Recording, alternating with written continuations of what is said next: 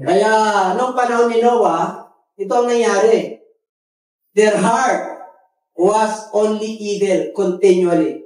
Yung kanilang mind, yung imagination. Kaya nagalit ang Diyos. Ang sabi po ng Bible, mga kapatid, nalungkot ang Diyos kung bakit niya panilalang ng tao. Kasi nilalang ng Diyos ang tao, maganda ang purpose at plano ng Diyos sa tao. Pero dahil mayroon pang isang tao ng panahon ni Noah, found grace, favor before God, pinili po siya. Amen? Yung lahi ni Noah. Kaya makikita mo noon, ang naligtas lang po noon ay 8.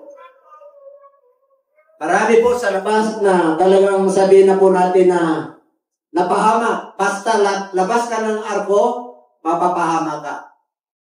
Sa panahon po natin ngayon, mga kapatid, huwag ka nang lalabas sa kamay ng ating Panginoon. Amen po? Kasi sa kamay ng ating Panginoon ay safety ka. Kaya nung yung panahon ni Noah, ay thoughts ang kanilang imagination. Parte-parte po sila. Yung panahon din natin. Sa palagay nyo, ganun din bang nangyayari? Ha? Ganun po. Ang mga magaganda na lang ng isipan ko ay yung mga mananampalataya. Yung pinatawag ng Diyos. Amen po? Kahit na maganda ang gawin mo. Kahit na pareho kayong mananampalataya. Minsan magkaiba kayo ng perspective sa buhay. Magkaiba kayo ng pananaw. Tulad ng halimbawa ng isang baso. Titingnan mo po, lalagyan ng kalahati yan. Nandun ka titingin at doon ka titingin. Dito ka titingin. Magkakaiba po kayo ng perspective. Kung lalagyan mo po ng substantion o kulay, magkakaiba kung ano masasabi mo ron. O hanggang saan yun. Kasi pagdating doon, iba na yung ano mo. Iba na yung pagkatingin mo. Ganon din po sa tao. Pag may mga idea ang tao, siyempre po, tao lang tayo eh. Yung nature po natin, meron tayong sariling konsepto. Pag hindi ka mananampalataya, hindi ka papayag. Amen? Kaya nakabigan mo yan. Pag nagkaroon kayo ng arguments, issues, hindi na kayo magkakaroon ng tampo po yan. At kung ikaw naman ay gumagawa ng mabubuting bagay, hindi mo maalis na marami pa rin nag-isip sa iyo na masama. Amen? Papasok po the spirit of envious. Inggit. Lalo na pagbaba ka, nilevel up ka ng Lord, naging mananampalataya ka, umiba yung buhay, yung level mo sa pananampalataya, pati yung pagit mo, umiba. Pati yung pag-action mo, umiba. Dati nagbibiswa kasama kanila. Umiba. Kaya nakikita ka na nila. Kaya ano mangyayari ngayon? Kakaroon ngayon ng inggit. Kaya magagalit po sila sa'yo na walang kadahilanan. Kahit na best friend mo po yan, huwag niyong entertain. You know why? The Bible tells us, don't entertain evils. Hindi papasukin mo yan sa loob ng bahay mo. Amen? Kaya nga, kahit nakapatid mo yan, pag ikaw mabuti pa rin at ginawa ka ng masama, hindi na matatapos yung issue. I'll tell you. Experience ko na po yan. Pero kami, sa tulong ng Diyos, tahimik lang. Bakit po?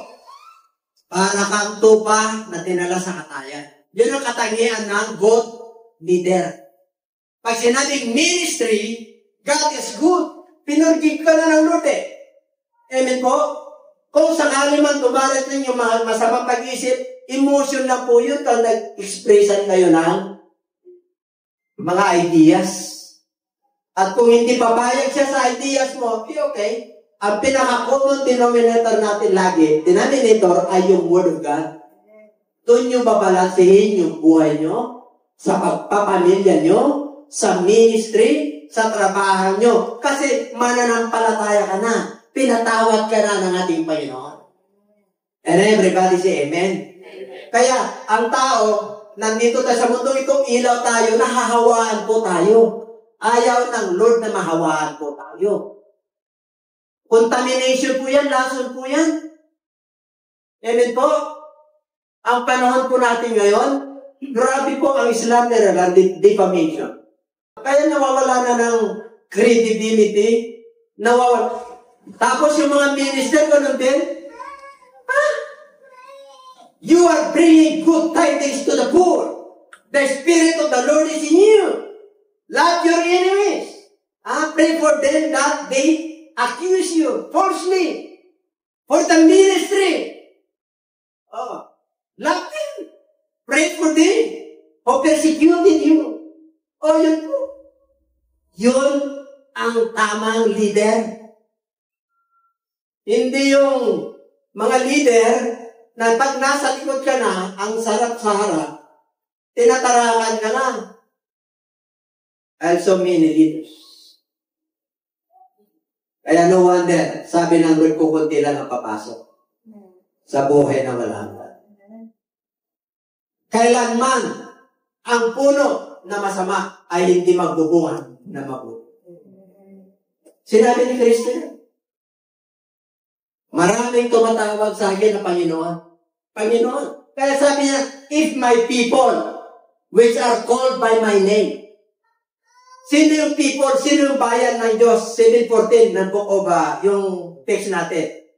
Isayin natin. Sino yung mga tao ng Diyos at pinatawad ng Diyos? Yung nananalig kay Kristo na Misaya. Na tumating. Paano yung mga hindi nananalig? Sinabi niya. Ang hindi nananalig ay mapahamak. Kaya tayo po ay hinugasan na. Pinatawad na natin Panginoon. Kaya sa harapan ng Diyos at sa harapan ng tao, maayos ka. Kasi sa harapan ng Diyos, maayos ka eh. Pinatawad ka eh. Bagamat yung tao ay markado ka, wala kang pakialam doon, huwag mong entertainin yun. Kasi tuloy-tuloy ka sa ating Panginoon. Yung connection mo sa Lord, walang magkikialam sa'yo. Amen? Siya lang ang nakakalam. Kaya pag nananalangin ka, two-way yan. Ikaw ay magpo-communicate at siya ay pagkikinig. The written word and the spoken word.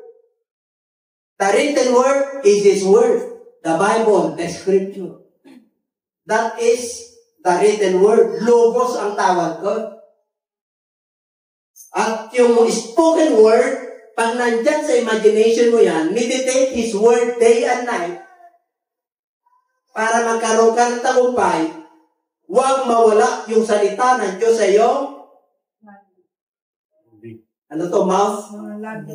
Labi? Labi, di ba bibig yan eh? Labi, lips. Iba po yung labi, lips. Iba yung mouth. Man shall not live by bread alone, but by every word that proceeds out of the mouth of God. That yung spoken word yun eh. Yung instruction niya, Espiritu ang Diyos eh. Kaya pinag-meditate mo yung tumitibay ka. In-express mo yung gusto mo. Sinasabi mo, yung dinideclare mo yung mga promises ng Lord. Kasi meron kang word of God. Mas marami yung kinukwentuhan natin na mga kaibigan natin at nagkukwento ka tungkol sa salita ng Diyos. Mas marami yung ating imagine na problema, yung mga nangyayari, kaysa mag-meditate ka ng Word of God. Kaya yung Word of God, hindi nagiging rema. Hindi siya nakakapangusap kasi naka-steady lang. Hindi mo in-express. Hindi ka nagsasalita.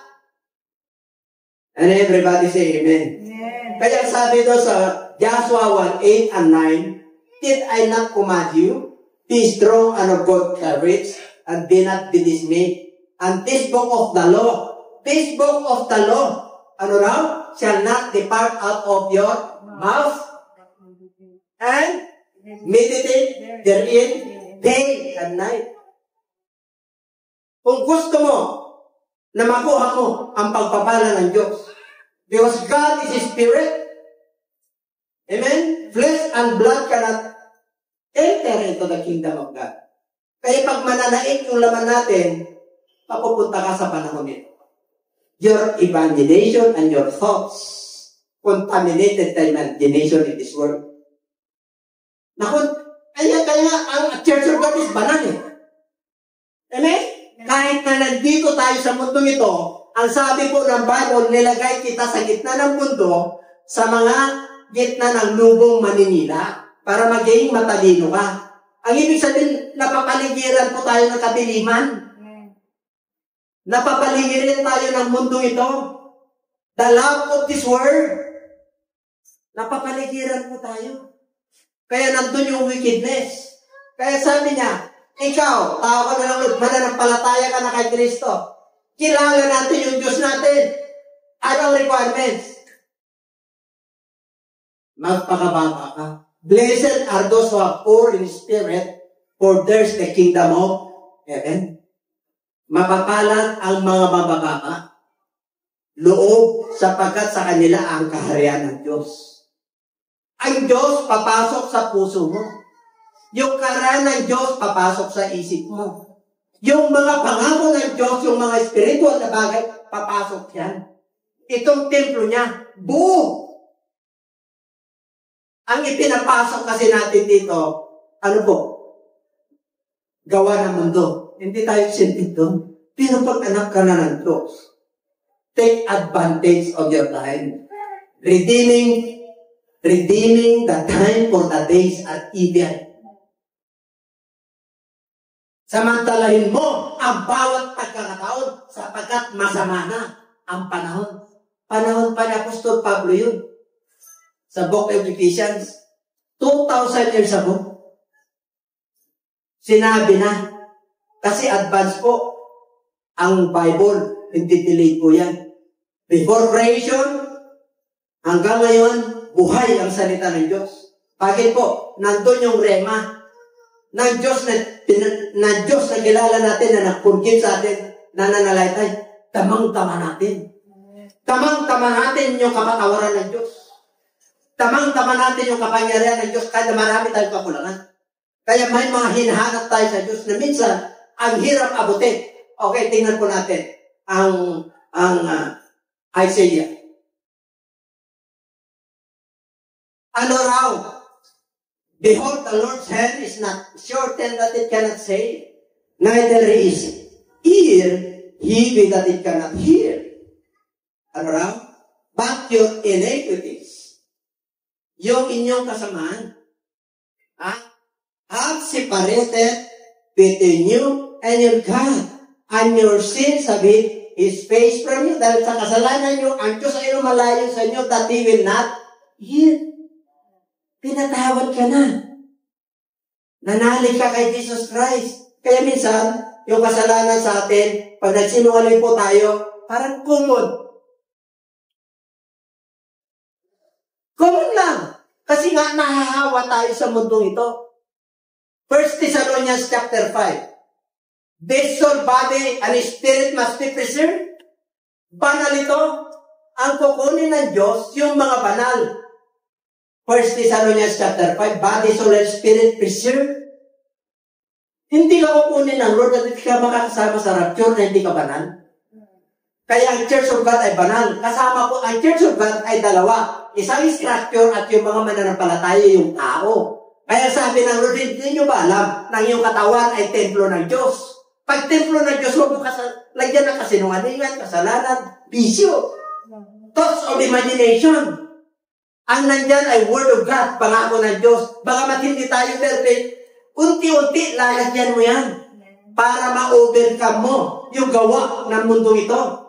You are an overcomer. Kaya kahit anong problema mo, kayang-kaya ng Diyos yan kasi kasama mo. Mahirapan ka. Kabuhay ngayon, mahirapan ka. Pag wala ang Diyos, kaya sabi niya, walk with God. Walk by faith and not by sight. Pag sinabing faith, nandun, kilala natin ang Diyos natin. Pangako ng Diyos yan eh. Kaya hindi tayo tinutugon, malayo ang Diyos, bakit po? Inahahaluan po tayo. Hindi pwedeng haluan yan. Ako contaminate tayo sa lust of the flesh, lust of the eyes, and the pride of life.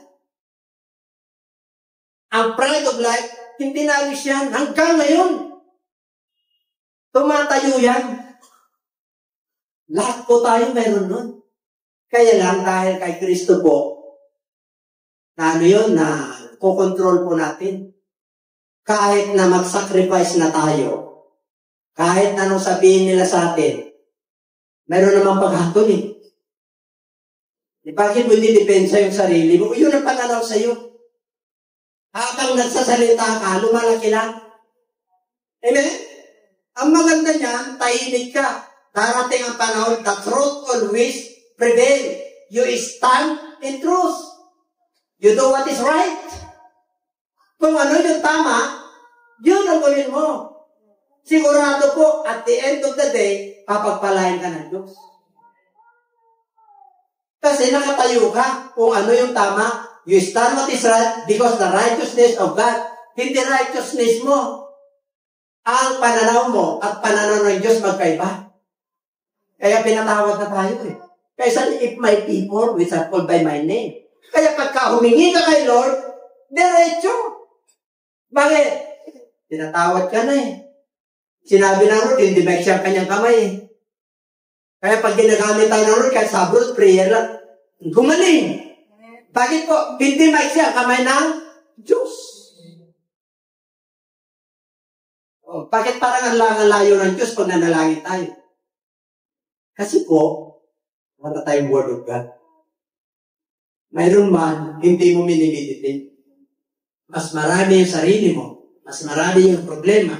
Mas marami yung nasa isip natin, pagkising natin, gadgets. Itong hindi masama ang mga gadgets. Kontrolin nyo. Pag natulog kayo, itabi nyo. Pag nagising kayo, magpuri ka muna, wag ka muna pupunta ron. Ako'y naniniwala na 80%, 20% lang yung gumagawa nun. Yung tama at maayos. Kayo ba naniniwala? I-evaluate yung sarili nyo na lang. Meron pa rin naman. Yung mga disiplinado, yung mga ayaw nila may stress, kasi pag tinignan mo yun, hindi ka na nakapokus sa trabaho mo. Hindi ka na nakapokus sa gagawin mo. Bakit? Stroll ka ng stroll eh. Ang daming magagandang bagay eh. Di ba? Ang daming nangyayari. Hindi mo na lamano yung Word of God eh. Bakit po? Yung kabalisan sa mundo ito, yung nangyayari sa mundo ito, samantalang pinurugib ka na. Bakit yung mga blessing mo nawawala? Pumupunta naman ako sa church. Matapat naman ako nag-ministry. Matapat naman ako nagbibigay. Amen? Ganun din po kami. Hindi ko na tinatanong ang Diyos. Bakit? Kilala ko yung Diyos ko eh. Pag lagi ka sa Lord, di mo na tatanungin. Pag tumating ang pagsubok, you understand what God is doing in your life. Alam mo na agad, naintindihan mo. Paalala yan para mag-mature ka. Amen po? O kaya, hindi naman paalala, pagsubok na galing sa Diyos para magtiwala ka sa Kanya. Hindi ka bibigyan ng Diyos ng pagsubok na hindi mo makakaya. Kaya diretso ka, bakit? Yung kanyang kamay, hindi maiksi. Para iligtas ka sa bankruptcy, iligtas ka sa karamdaman, iligtas ang iyong kaluluwa, iligtas your thoughts of imagination and the wickedness of this world. Iligtas ka talaga. You purify your heart. Yung imagination mo, ang linis. Ang banal. Kitang-kita mo yung mga pangako ng Diyos. Tamang-tama mo. Amen? Amen. Hindi ka naman bibigyan ng Diyos ng pagsubok. Kung ang pagsubok mo, kung ang kakayanan mo, ganito lang. Ganito rin ang pagsubok mo. Kasi Diyos na tapat siya. At sinabi ko ng Book of Romans, hindi ka bibiguin ng Diyos. Tingnan mo qualification. Pag kilala mo ng Diyos mo, humble ka na. And seek my face. Ibalik mo yung 740. Seek my face. How do you seek the face of God? Paano mo hanapin ang mukha ng Diyos? And where is the face of God? You cannot see God literally. God is His Spirit. Amen? Pag sinabi niya, you seek His instruction. You seek His word. Yun ang ibig pong sabihin. Hindi literal yun. Seek my face. And thou, humble. Here. Nagpibre ba? Pibre ba kayo? Amen. Nagpibre tayo. Nagpibre. hanggang kisami lang. Ikaw nakakalam. Dapat ang prayer natin tumatagos doon sa third heaven. Yung connection natin kasi Espiritu ng Diyos, yung Espiritu ng Diyos, Espiritu mo, nag-ano yan eh, nagkukonek. The power of the air. Pag ikaw ay nagsasalita, sound waves, dadalhin niya ka na gano'ng kalayo. Kaya pag ikaw ay nangangaral, kahit sa social media, yung power ng Lord, sinasamahan ka niya. Kaya marami nakukundi. Because the Logos becomes Rema. Yung salita niya, yung Word of God, nandyan sa imagination mo, minimeditate mo. Pag sinalita mo yun, nandun ang power ng Diyos. Kaya gagaling ka talaga. Magkakaroon ka talaga. Sinabi ng Lord eh, until now you have not asked anything in my name. Ask that your joy may be full. Anak ka na ng Diyos, pinatawad ka na ng Diyos, bakit ka malungkot pa? Samantalang sinabi ng Bible, rejoice evermore. As long as you live, you must rejoice. And everything give thanks, for this is the will of God.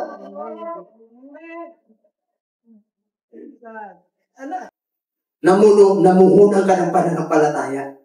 Namuhunan ka ng pagtitiwala. Puro bagyo.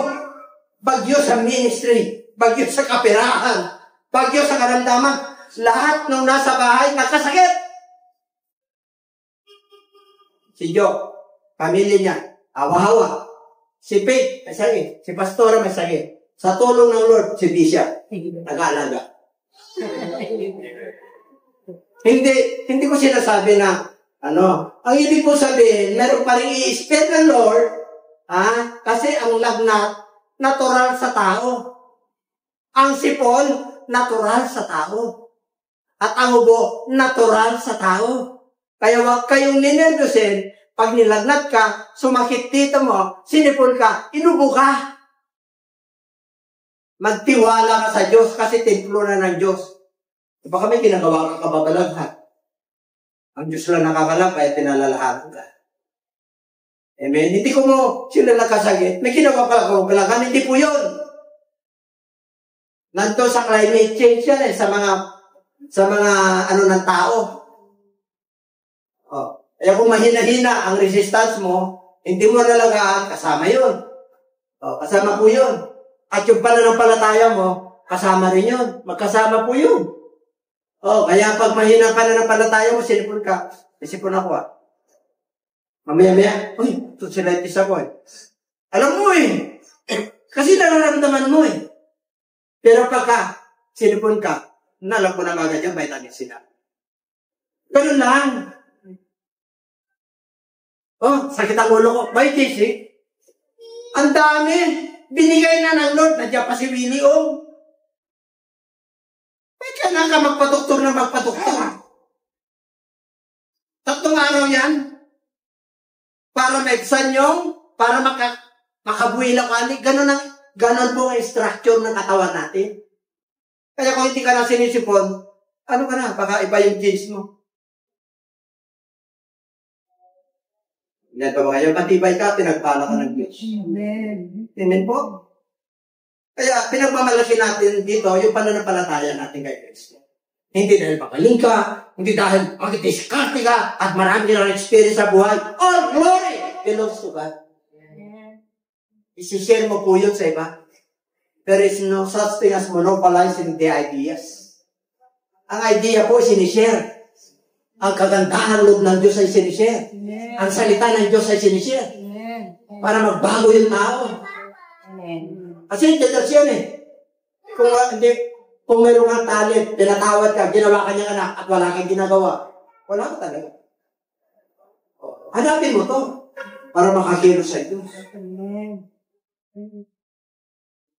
Papakita naman sa iyo ang Lord Dami siyang pagpapala. Grabe. Dami kaming problema. Pero mas maganda yung mga promises ng Lord. Pag tinimbang mo, wala. Diba? Nabibilang sa kamay. Sa daliri na yung kamay at daliri yun ng iyong pa. Pero yung pangako ng Diyos, hindi mo kayang tilangin. Ito matindi. Ito mahirap. Yung bisyo, kasalanan, Tapos nakagawian na. Ang tawag ko doon is lips of sin. Pag tinatawag ka na ng Lord, if you are born of God, you are not continuing sinning. Kasi you are born again. You are born in spirit. You are born by water and of spirit, and now you are born of God. You are not continuing sinning. There are sins that are intentional, and there are sins that are unintentional. What are the sins that are intentional? Nasa Bible eh.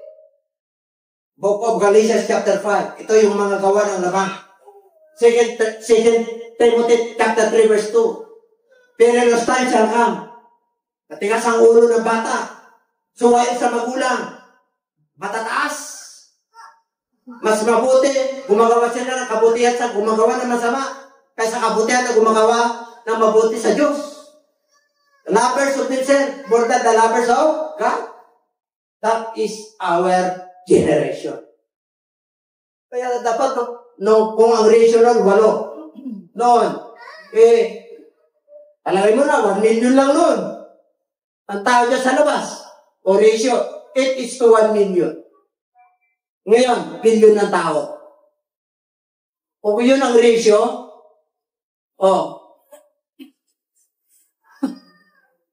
hindi na kailangan natin yun. Ibig sabihin, nandun sa Bible. Ang pamananampalataya ka nga, pagka matigas ang ulo mo, nasa kaliwa, makambing. Yung kanon tupa, sino tupa rito, tas ang kamay? O bakit? Kunti lang ang tupa rito. Ha? Nasa kaliwa ba kayo? Alanganin ba kayo? Ha? Thank you, Lord. Pinipilit mo naman eh. Sino mga tupa rito? Amen! Sino mga kabi rito? Kasi alerto ka eh. Amen? Alam mo yung ginagawa mo. Aware ka sa mga nangyayari. May desire ka sa buhay. Alam nyo lahat tayo may desire. Do you believe in that? All of us has a desire. We have an ambition. We have our dreams. What will be, will be. Di ba? ano ba talaga?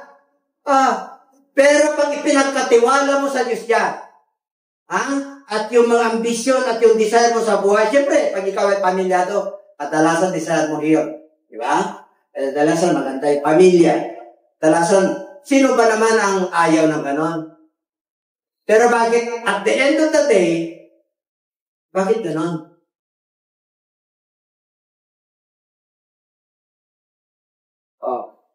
Kasi may proseso ang Diyos eh.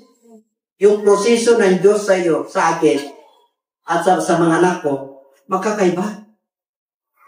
Nung bata sila, I trained them as a child. As Book of Proverbs says, train up a child the way he should go. And when he is old, he shall not depart from it. So hindi ka nagkulang. When they were at the legal age, alalayan mo sila. You are graduated, you must be the ministry. O kung sila na, Papa, ganito lang muna. Just support them. Kasi they have their own.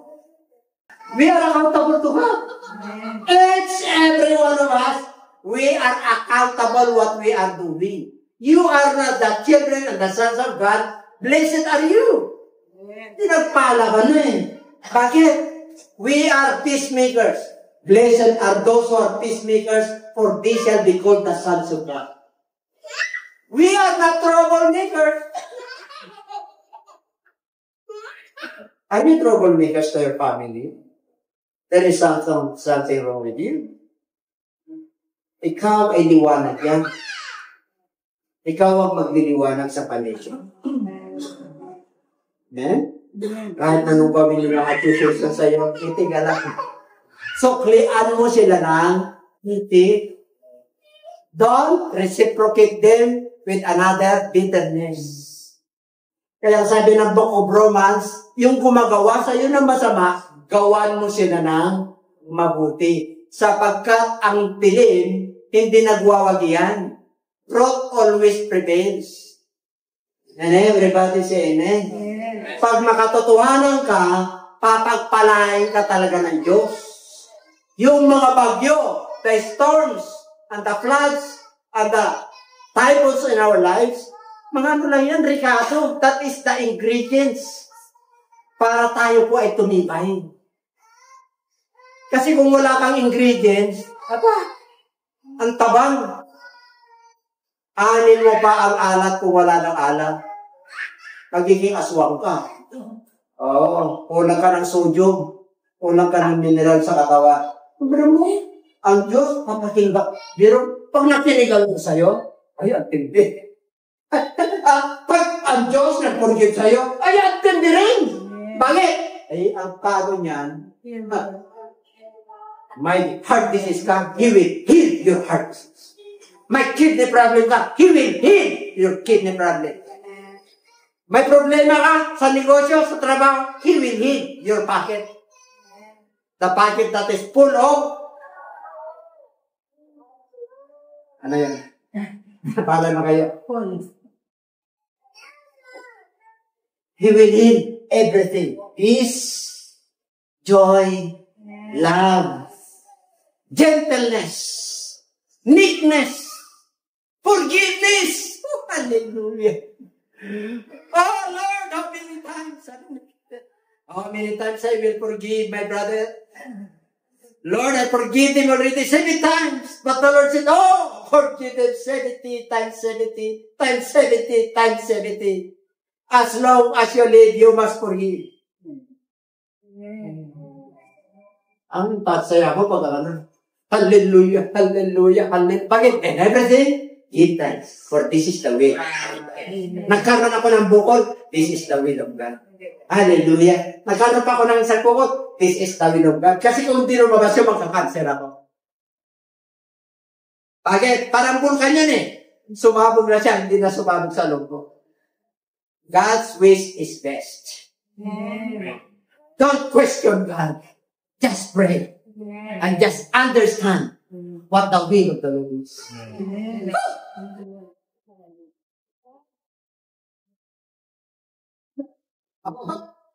Sabi ko, Lord, paano kaya ako magkaroon ng sasakyan? Last year.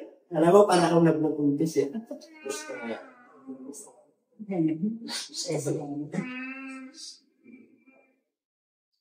Mga ano na, tinatang ko na. Parang ready na. Magkano yan? Ang pera ko lang, ganito eh. Okay na? Ang kaya ko lang iyon, ganito. Okay na rin. Meron ko yung status to. Pagkatapos yun, ito naman. Kasi sa dami ng sasakyan. Alam mo, pag mayaman ang kaibigan mo, yayaman ka rin. Pero hindi ka yayaman dahil lulukuhin mo sila. Kasi nagtitibala sila. Amen? Even you have millions of transactions because of that trust. Amen? Pagpapalay na talaga. Kahit sa trabaho nyo kayo, ang Diyos ang nakakita ng matapatan. And God will reward you. Amen. Amen. Saan na tayo? Ito, sarap mo ito. Sarap ito, hihiging na ito. Grabe, ano? Pero mo, ito, templo ng Diyos ito. Dati, sakitin. Tapos ngayon, grabe. Ano talaga, mararamdaman mo talaga na Diyos kasama mo. Dati yung bulsa na to, tama-tama lang. Kayo, hindi lang ako. Tayong lahat. Kasi yun ang prayer ko talaga. Lahat ako palahin. Saan magsisimula ang pagpapala? Sa Lord. Pag in-anoint ng Lord si Aaron, the anointing of the Lord, from his head to his beard, until the end of his garden. Ano yan? Blessing ng Lord yun. Healing. Healing in the pocket, healing in your body, healing in your mind, healing in your heart, healing your business, healing your relationship. All that is good. Lord.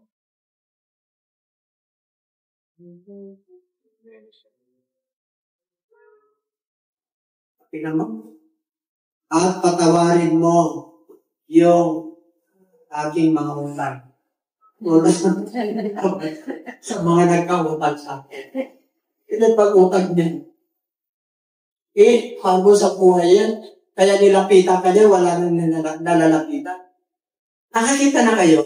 Na-experience nyo na ba yung nahihiya nang lumapit sa'yo dahil tuwing lalapit siya talagang hindi napigibo?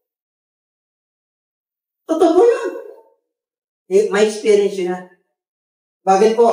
Wala ka na. Ibig sabihin, hindi ka naubusan. Hindi dahil sa gusto niya, ito lang yung pangangailangan. Oh.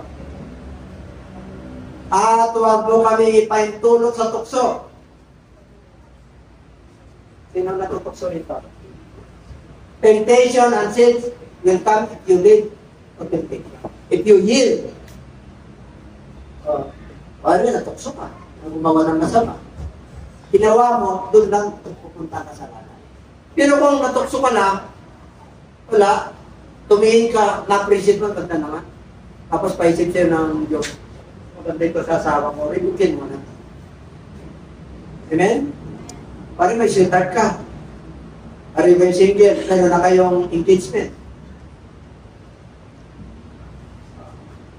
Pero kung dumarating yan, titimbangin mo. Ito ba, pag mananampalataya ko to, ito ba, may isasama ko to.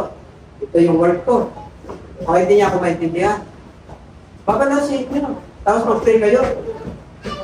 At kayong mga kababayan, mag-pray kayo na babait yung kapag-asawa at Kristiyano. Ay pagkala sa Diyos at may takot sa huwag lang yung pugi niya. Huwag lang yung pulsa niya. Yung heart niya. Amen? Kahit na hindi ka gano'ng maganda, pag nakita ka na, ay, ito, pinakamaganda. O, pag mamalaki ka, kahit na sabi nila, huwag mo nakuha yan. Diba? Diba? Binigay ng Lord yun eh. Tatlong pag-ibig ha, tatlong pag-ibig. Pag-ibig sa Diyos, pag-ibig sa kapwa, at pag-ibig sa isa. Ang pinakamahirap na pag-ibig, yung isa't isa. Wari, 10 kayo sa pamilya. Ibigin mo yung mula panganay hanggang pang-10, bunso. Isa't isa, hindi sinabi niya, ibigin mo lahat. Isa't isa. Ang kainan niya ganito. Ang kainan niya ganito. Ang kainan niya. O di, pag hindi ka believer doon, nagtatampuan na yun. Pero pag believer ka, ay kung magalimit ay kung maglimit sana sa riyo natin. At ikaw rin ang gagastos. Diba? Kung may paggastos ka, kung wala, manuwag na kapatid. Share tayo. Kasi may kapatid na, kahit na may pang-share, ayan niya. Unawain niya.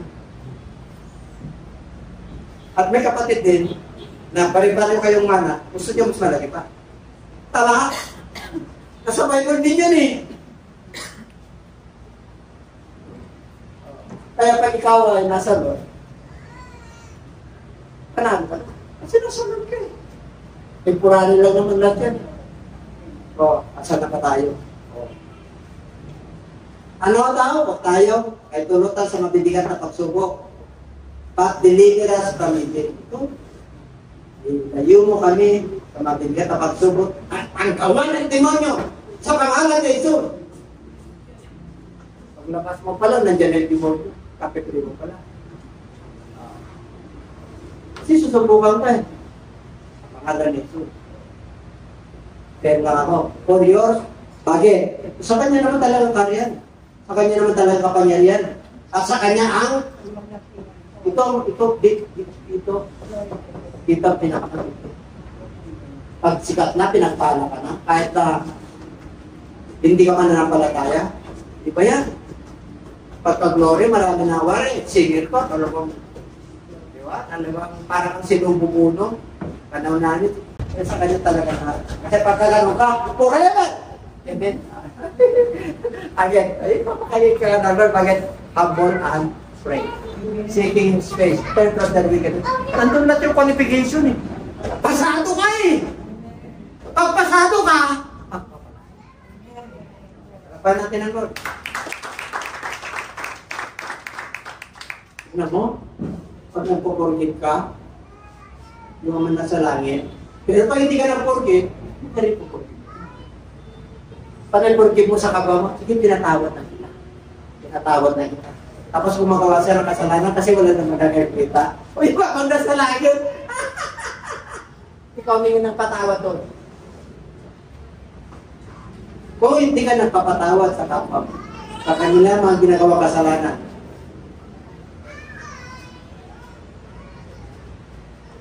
alam niyo na yan?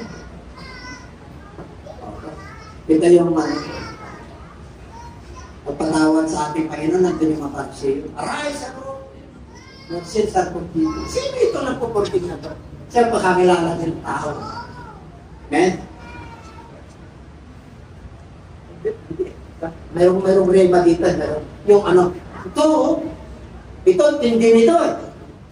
You may know that the Son of Man has power on earth to forgive sins. Then, he said to paralytic, arise, take up your bed, and go to your house. Ang sarap yung gano'n.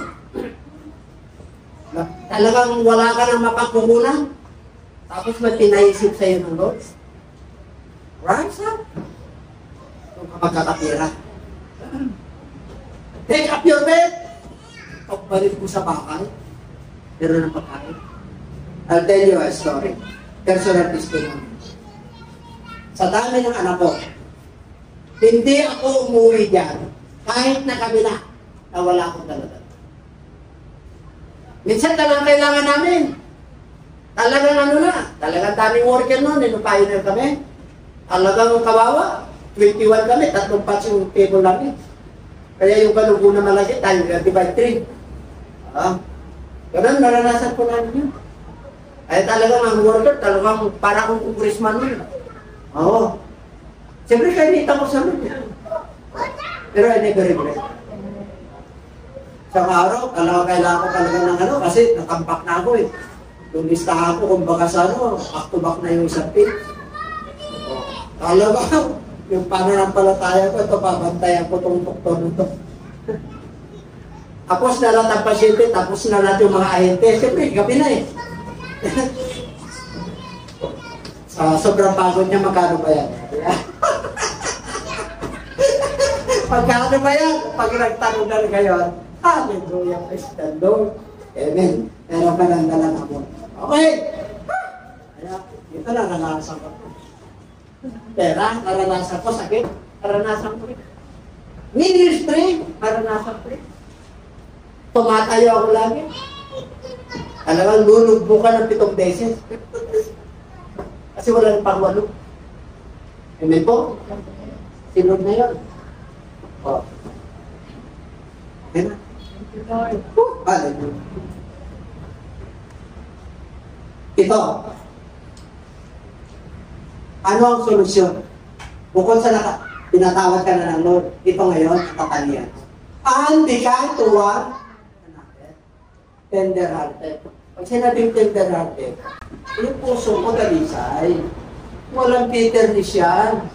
Amen, walang dala-dalang kabigatan. Forgiving, one, another, 10 yung kapatid mo, iba-ibang ugali. Hindi ka nila matuporgive, okay na. Naporgive mo sila eh. Wala kang pananagutan sa Diyos nun. Bakit? Naporgive mo sila eh. Ha? Kahit na hindi ka nila maporgive, panalo ka sa buhay na walang ka. Forgiving even as God in Christ. Grabe, kapatawaran ng kapan ng tikano. Tapos, nagkamali lang si Mister, nagkamali lang si Misi, nagkamali lang yung anak. Para mo ng kaaway. Parang ayaw mo ng tignan. Samantalang yung mga kapitbahay mo ng deliver na gumagawa ng kasalanan, minamahal mo sila. Paano mo masabi na minamahal mo ang Diyos? Ito, nakikita mo, hindi mo minamahal. Hindi mo pinapatawad. Sa first year mo yun, pagkikita. Ano pa? Bearing one another. Ano yung bearing one another? Magkalahan kayo. Ito forgiving. Ito bearing one another. Kabigatan. Kung ang kabigatan niyan pera, mabigat na rin yung pera sa'yo. Paano mo pang pagagaanin niya? Amen? ibigyan ka ng wisdom ng Lord niya. If you have a purified heart.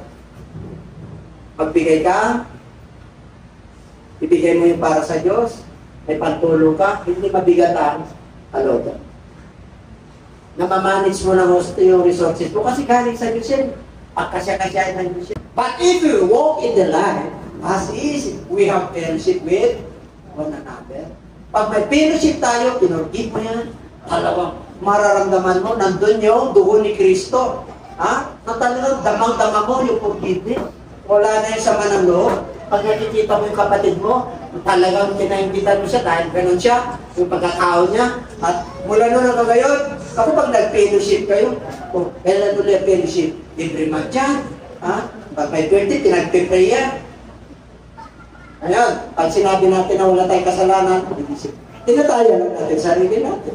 Pag ilan naman nagkasala eh. Pag sinabi kasalanan dito, mananampalataya ka na, unintentional. Hindi intentional. Ha? Okay. If we confess our sins, He is faithful and just. Pag ipinapahayag natin ang ating mga kasalanan, siya ay tapat at matuwid na patawarin tayo sa lahat ng ating mga kasalanan at lilinisin niya tayo sa lahat ng ating mga unrighteousness, kasamaan. Hindi ka lugod-lugod sa harapan ng Lord. And if we say that we have not sinned, we make Him a liar, and His word is not in us. Kaya kahit naman nanampalataya na tayo, siyempre may perception niyo ba? Nakabigat ka ng dandanin, alam mo tama ka, nangaral ka, humingi tayo patawad. Panginoon, sa araw na to, hindi ko naman alam yun eh. Hindi mo naman alam. Amen? Kaya humingi po tayo ng patawad. Pagkagabi, para may kapayapaan tayo. Tatay pa niya na. Okay, tayo po natin tumayo. Meron pa ba? Ang sarap ng forgiveness kaya. Di ba? Diba? Kayo please bibig yun. Sarap din eh. Tapos, magdalang kayo ng kabigatan sa isa't isa. Sarap mo na. Tapos, magmahalan kayo sa isa't isa. Ay, ako mga kapatid. Talagang may mo yung buhay. Mana ng palagay. Okay? So, puri ng Diyos, salamat sa ating Panginoon.